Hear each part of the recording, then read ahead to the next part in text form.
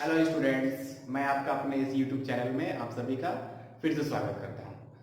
हम लोग properties of gas chapter जो है वो पढ़ रहे थे। इसके पहले मेरा 3 वीडियो लेक्चर इसके ऊपर हो चुका है। तो आज हम लोग का पार्ट 4 होगा। तो पार्ट 4 में हम लोग सबसे पहले स्टार्ट करेंगे combination of Charles law and Boyle's law. तो ये होगा हम लोगों का पार्ट 4।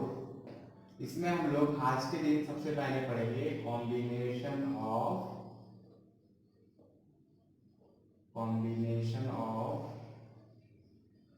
बॉयल्स लॉ एंड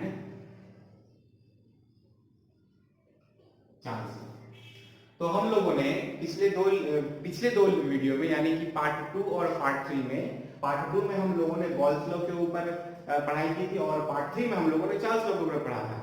तो आज हम लोग उसी दोनों लॉ को यदि अगर हम लोग कंबाइन करते हैं तो हम लोगों को एक इक्वेशन मिलेगा।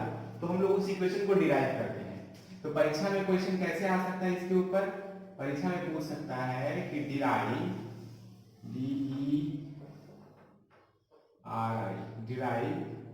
P1 V1 by T1 is equal to P2 V2 by T2। ये इक्वेशन जो है परीक्षा में पूछा जा सकता है। तो इस इक्वेशन का जो उत्तर है वो हम लोगों को कॉम्बिनेशन ऑफ बॉयल्स लॉ और चार्ल्स लॉ से प्राप्त होगा। तो चलिए हम लोग करते हैं। तो हम लोग को पता क्या है, हम लोग लिख सकते हैं क्या कि फ्रॉम बॉयल्स लॉ हम लोग को क्या पता है? बॉयल्स लॉ से हम लोग क्या लिख सकते हैं? V is directly proportional to 1 by P, या तो फिर बोल सकते हैं V is inversely proportional to P। यहाँ पे जो है क्या क्या है here, V जो है वो है वॉल्यूम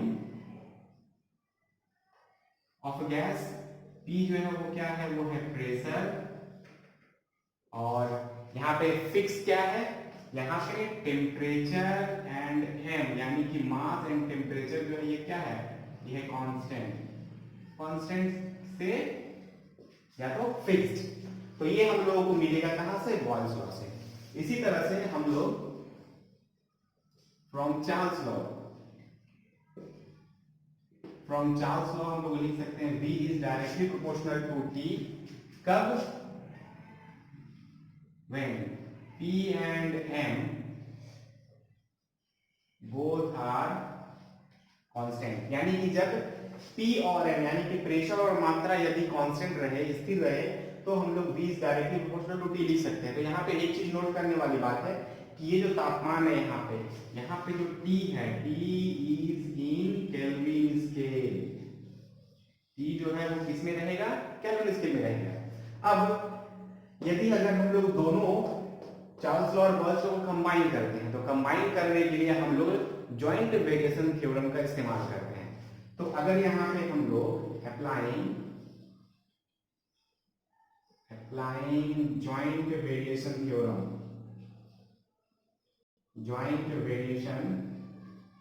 थ्योरम अगर अप्लाई करेंगे तो हम लोग को क्या मिलेगा? हम लोगों को मिलेगा V is directly proportional to T by P। ठीक, कब? when P M and P all are changes। अगर चेंज करता है तो हम लोग ये लिख सकते हैं कि V is directly proportional to T by P जब P M P यानी कि ऑल आर चेंजेस, मतलब कोई अगर कांस्टेंट नहीं है तो अब हम लोग क्या करेंगे? इस प्रोपोर्शनलिटी के निशान को हटाएंगे तो V is equal to K into T by P मिलेगा। यहाँ पे K क्या है? फिर उसी तरह का एक कांस्टेंट यानी कि वेरिएशन कांस्टेंट। तो अब यहाँ से हम लोग इसको PV और इसको T को अगर नीचे लेके चलाएं तो PV by T is equal to क्या मिलेगा? कांस्टेंट।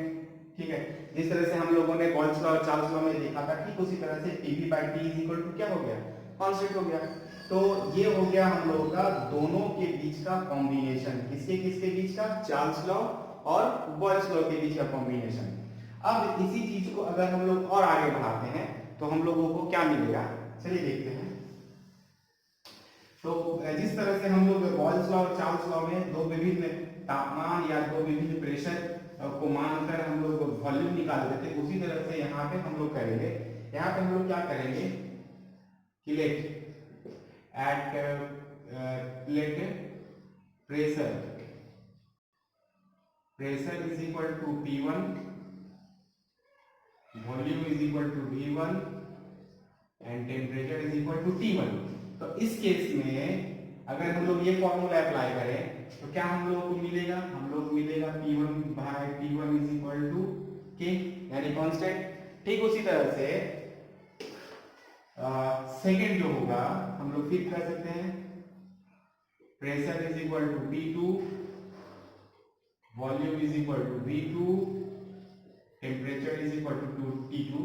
अगर इसी दोनों में इसमें अगर फिर हम लोग PV बाई T फॉर्मूला जो अभी हम लोग कुछ देर पहले मिला है उसको अगर अप्लाई करें तो यहाँ पे हम लोग क्या लिख सकते हैं, यहाँ पे लिख सकते हैं P2 V2 by T2 is equal to K। ठीक है, अब इसको यदि हम लोग एक नंबर बोले, इसको यदि अगर हम लोग दो नंबर बोले तो फ्रॉम 1 एंड 2 यहाँ पर क्या लिख सकते हैं, क्योंकि इन दोनों का राइट साइड जो है वो इक्वल है इसलिए लेफ्ट साइड भी इक्वल होगा। तो लेफ्ट साइड इक्वल होने का मतलब क्या होगा, P1 P1 by T1 is equal to P2 P2 by T2। ये हो गया हम लोगों का चार्ल्स लॉ और बॉयल्स लॉ को यदि कंबाइन किया जाए तो कंबाइन करने पर हम लोगों के पास ये फॉर्मूला मिलेगा P1 P1 by T1 is equal to P2 P2 by T2। ठीक है, तो इस फॉर्मूले से हम लोग न्यूमेरिकल्स कुछ करेंगे। तो न्यूमेरिकल्स करने के पहले कुछ और बात है, तो इस फॉर्मूले को याद रखिएगा। ठीक है, अच्छा अब हम लोग और आगे बढ़ते हैं और हम लोग यहाँ पे कुछ टॉपिक जो है उसको कवर करना होगा। फॉर एग्जांपल आइडियल गैस है क्या, रियल गैस है क्या, तो हम लोग देखते हैं। तो आइडियल गैस है क्या उसको हम लोग किस तरह से डिफाइन करेंगे, तो चलिए देखते हैं ideal gas. Ideal gas, ideal gas, ideal gas. तो आइडियल गैस है क्या, यानी कि आदर्श गैस। इसका अगर हम लोग हिंदी देखा जाए तो इसका हिंदी होता है आदर्श gas.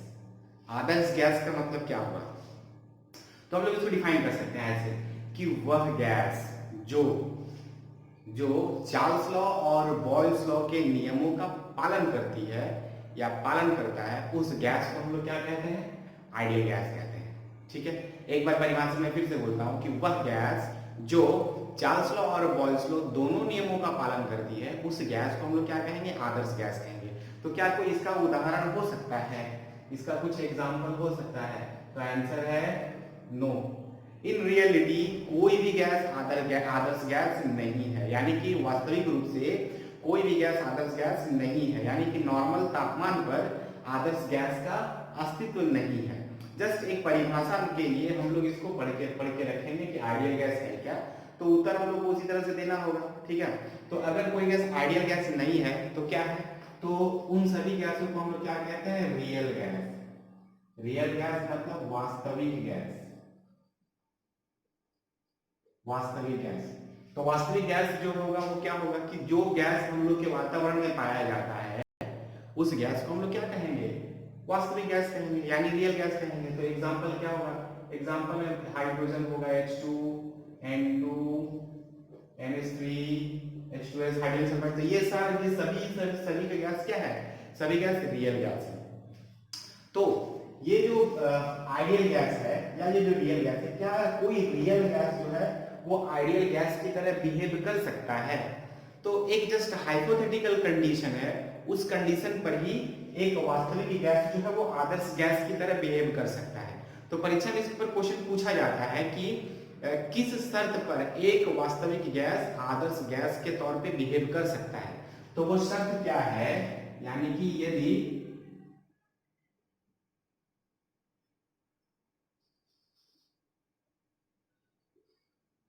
High temperature and low pressure, यानी कि उच्च तापक्रम एवं निम्न दबाव। इस कंडीशन पर क्या होगा, कोई भी वास्तविक गैस जो है, यानी कि कोई भी वास्तविक गैस जो है वो एक आदर्श गैस की तरह बिहेव कर सकता है।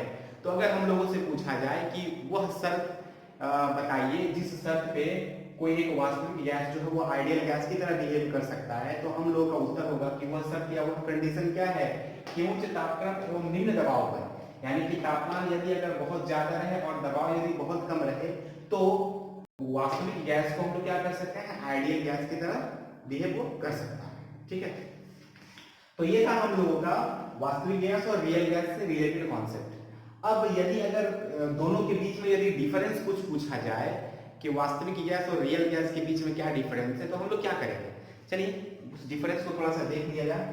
तो हम लोग बोल सकते हैं इस तरह से, अगर हम लोग एक कॉलम बना ले और कॉलम बनाकर अगर हम लोग उसको एक्सप्लेन करें तो आसानी होगा। तो इधर अगर हम लोग मान लिया जाए कि आइडियल गैस है, आइडियल गैसेस, और इधर यदि है रियल गैसेस, तो एक नंबर और एक नंबर इधर क्या होगा, तो हम लोग लिख सकते हैं कि वह गैस जो चार्ल्स और बॉयल्स के नियमों का पालन करता है उसे क्या कहेंगे, हम लोग आइडियल गैस कहेंगे।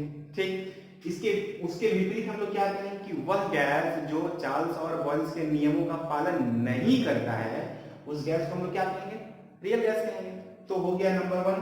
अच्छा, नंबर 2 हम लोग इधर क्या लिख सकते हैं, आइडियल गैस के ऊपर क्या लिख सकते हैं, हम लोग लिख सकते हैं कि आइडियल गैस, यानी हम लोग को पता क्या है कि गैस जो है वो लाखों करोड़ों मॉलिक्यूल से मिलकर बना है। तो आइडियल गैस में मॉलिक्यूल्स के बीच में किसी भी तरह का आकर्षण बल जो है वो नहीं होता है, यानी नगण्य होता है।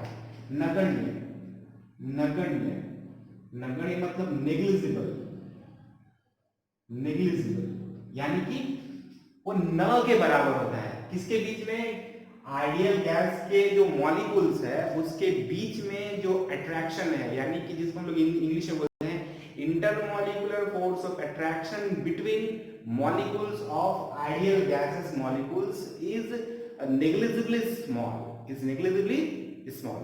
और यहाँ पे रियल गैस में क्या है कि रियल गैस में जो मॉलिक्यूल्स है उनके बीच में जो आकर्षण बल है वो नेग्लिजिबल स्मॉल नहीं है, वहां पे कुछ ना कुछ बल दोनों के बीच में, मॉलिक्यूल्स के बीच में बल कार्य करता है। मतलब हम लोग बोल सकते हैं कि रियल गैस के मॉलिक्यूल्स में आकर्षण बल कार्य करता है। ठीक है, नंबर 2 हो गया। इसका मतलब यहाँ पे intermolecular force of attraction exist नहीं करता है, यहाँ पे intermolecular force of attraction exist करता है। नंबर 3, आइडियल गैस जो है उसको हम लोग लिक्विड में यानी कि द्रव्य में कन्वर्ट नहीं कर सकते हैं। मतलब हम लोग बोल सकते हैं कि ideal gas can not be liquefied in liquid state, can not be liquefied, यानी कि आइडियल गैस को हम लोग तरल अवस्था में बदल नहीं सकते हैं। लेकिन अगर हम लोग देखा जाए रियल गैसेस को, तो रियल गैस को हम लोग क्या कर सकते हैं, तरल अवस्था में बदला जा सकता है। तो रियल गैसेस को तरल अवस्था में बदला जा सकता है। ठीक है, तो ये तीन जो डिफरेंस है, इन तीन डिफरेंस से हम लोग क्या कर सकते हैं, रियल गैस और आइडियल गैस के बीच को हम लोग डिफरेंशिएट कर सकते हैं। ठीक है, अच्छा, तो इसके बाद हम लोग आगे देखते हैं, एक और है जिसे हम लोग कहते हैं आइडियल गैस इक्वेशन। तो जस्ट उसका अवधारणा याद करें, ideal gas equation PV is equal to nRT, इस गैस को हम लोग क्या कहते हैं, ideal gas equation. Ideal gas equation, यहां पे P क्या है, P है दबाव, V क्या है, V है आयतन, N क्या है मोल, R है यूनिवर्सल गैस कांस्टेंट यानी कि सार्वभौमिक स्थिरांक, और T जो है वो है टेम्परेचर यानी कि तापमान। तो ये जो इक्वेशन है, इस इक्वेशन को हम लोग क्या कहेंगे, आइडियल गैस इक्वेशन। तो इस इक्वेशन को कौन सा गैस के ऊपर लागू किया जा सकता है, जो गैस आइडियल गैस होगा उसी के ऊपर इस इक्वेशन को लागू किया जा सकता है। इसका मतलब वास्तविक गैस के लिए, जो रियल गैसेस है, रियल गैसेस के लिए ये इक्वेशन क्या लागू होगा, answer is no, real gas के ऊपर ये इक्वेशन लागू नहीं होगा। तो रियल गैस के लिए किस तरह का इक्वेशन लागू होगा, तो रियल गैस के ऊपर इक्वेशन आता है वैन डर वाल गैस इक्वेशन, जो आप लोग के सिलेबस में नहीं है। अगर आप लोग क्लास 11 या 12th में अगर साइंस लेकर पढ़ते हैं तो वहां पे आप लोग वैन डर वाल इक्वेशन देख सकते हैं। खैर वहां पे जाना हम लोग अभी है नहीं। तो आइडियल गैस इक्वेशन हो गया, PV equal to nRT equation को क्या कहते हैं हम लोग, आइडियल गैस इक्वेशन कहते हैं। ठीक है, परीक्षा में इसका डेरिवेशन नहीं आएगा, जस्ट याद रखना आइडियल गैस इक्वेशन है क्या। ठीक, अच्छा, अब हम लोग बढ़ते हैं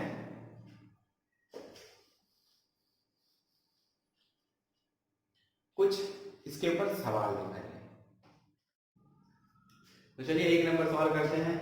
तो सवाल करने से पहले यहाँ पे जो हम लोग तीन फॉर्मूला से जो अभी तक हम लोग जो है उसको हम लोग पहले लिख लेते हैं। तो तीन फॉर्मूला जो है वो क्या क्या है।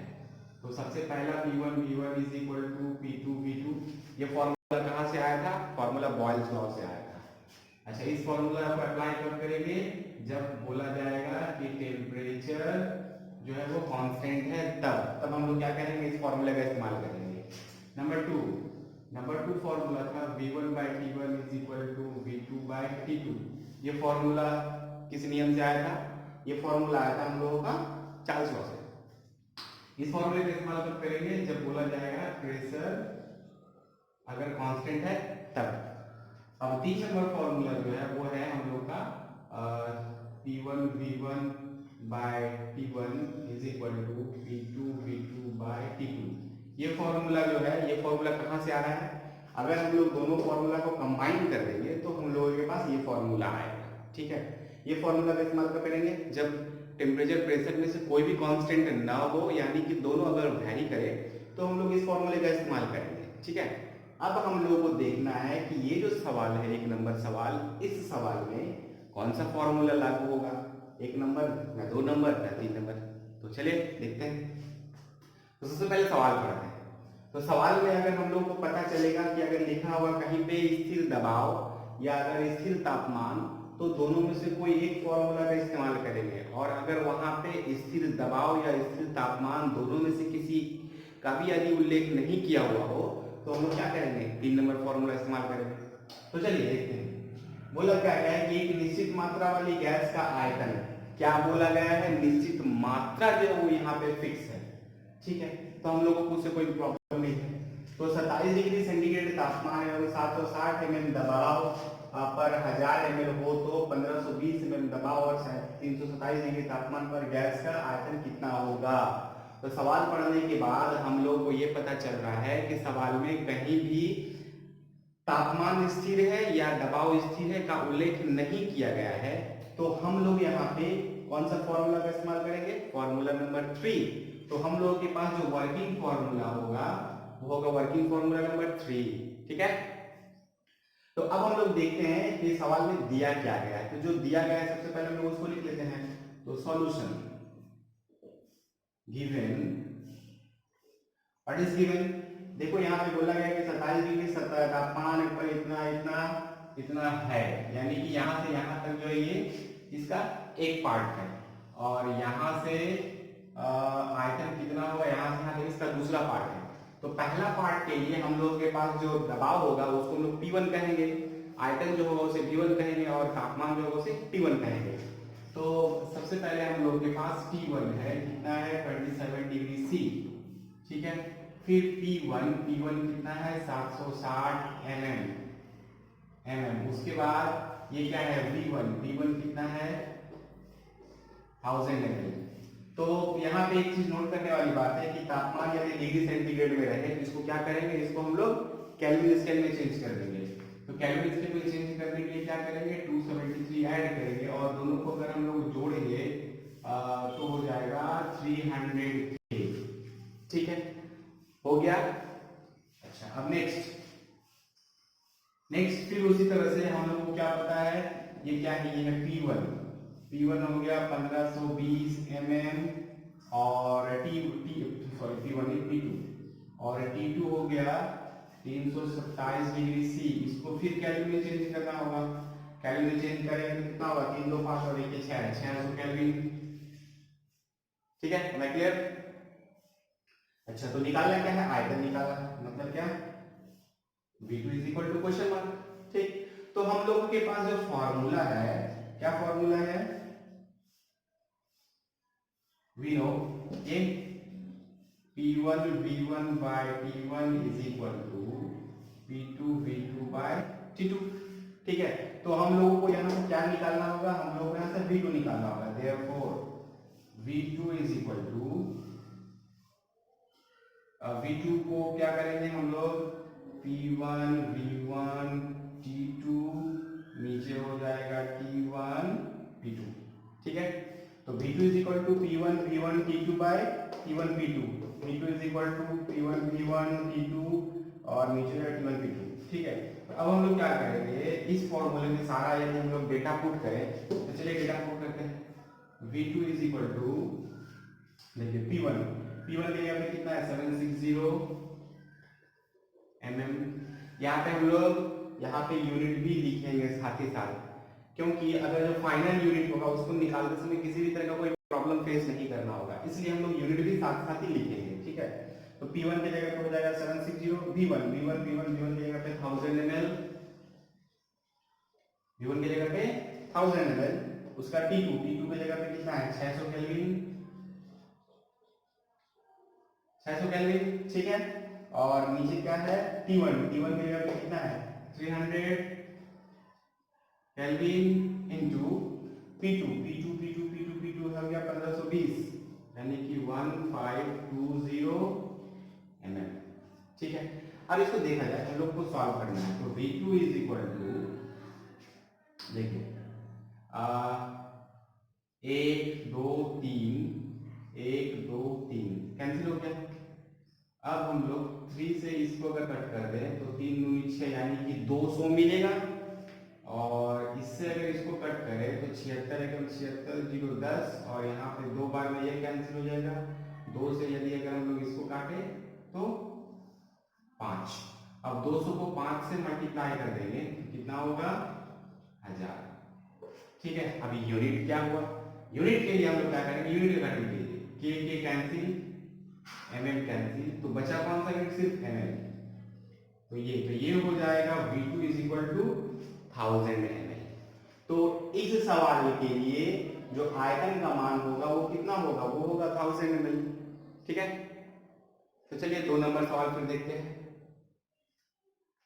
तो हम लोग 2 नंबर सवाल देखते हैं। तो सवाल में सबसे पहले फिर वही डिसाइड करना होगा कि तीनों फॉर्मूला में से कौन सा फॉर्मूला जो हम लोग यहाँ पे वर्किंग फॉर्मूला है। तो सबसे पहले हम लोग सवाल करते हैं। सवाल में बोला गया है कि एक निश्चित मात्रा वाली गैस का आयतन -3 डिग्री सेंटीग्रेड तापमान पर 750 लीटर है, यानी कि -3 डिग्री सेंटीग्रेड तापमान पर कितना आयतन होगा, 750 लीटर है। यदि निश्चित दबाव पर, यहाँ पे नोट करने वाली बात है, बोल दिया क्या गया है कि दबाव जो है वो निश्चित है, यानी कि दबाव जो है वो स्थिर है।